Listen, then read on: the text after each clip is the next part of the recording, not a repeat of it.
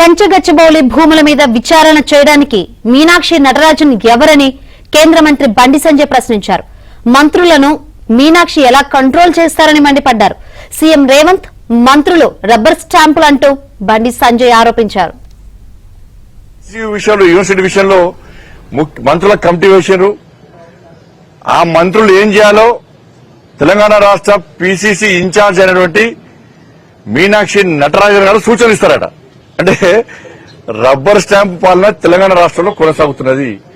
సొంత నిర్ణయాలు తీసుకునే పరిస్థితిలో కాంగ్రెస్ పార్టీ ప్రభుత్వం లేదు. చెన్నై పోయి రెండు పార్టీలు కలిసి చెన్నైకి పోయింది ఎవరు? దక్షిణాది రాష్ట్రాల పేరుతోని చెన్నైకి కలిసిపోయింది ఎవరు? బీఆర్ఎస్ కాంగ్రెస్ వాళ్ళు. మళ్ళా హైదరాబాద్ లో దక్షిణాది రాష్ట్రాల మీటింగ్ పెట్టేది ఎవరు?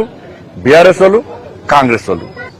ఢిల్లీలో వక్ఫ్ బోర్డు సవరణ చట్టానికి భారతీయ జనతా పార్టీకి వ్యతిరేకంగా ఓటు వేసింది వాళ్ళు? బీఆర్ఎస్ కాంగ్రెస్. హైదరాబాద్ లో మజ్లిస్ పార్టీని ఏకగ్రీవం గెలిపించడానికి ఒక్కటైంది ఎవరు? బీఆర్ఎస్ కాంగ్రెస్. ఈ దేశాన్ని, ఈ తెలంగాణ రాష్ట్రాన్ని మజ్లిస్ కబంధ హస్తాల నుంచి కాపాడే లక్ష్యంగా భారతీయ జనతా పార్టీ ఉన్నది.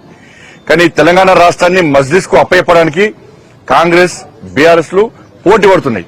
అంటే ఇద్దరు పోటీ చేయకుండా మజ్లిస్ ఏకగ్రీవం గెలిపించడానికి ఈ తెలంగాణ రాష్ట్రాన్ని, హైదరాబాద్ భాగ్యనగరాన్ని మజ్లిస్ కు అప్పయ్యపడానికి చూస్తే దాన్ని అడ్డుకోవడానికే భారతీయ జనతా పార్టీ ఉంది.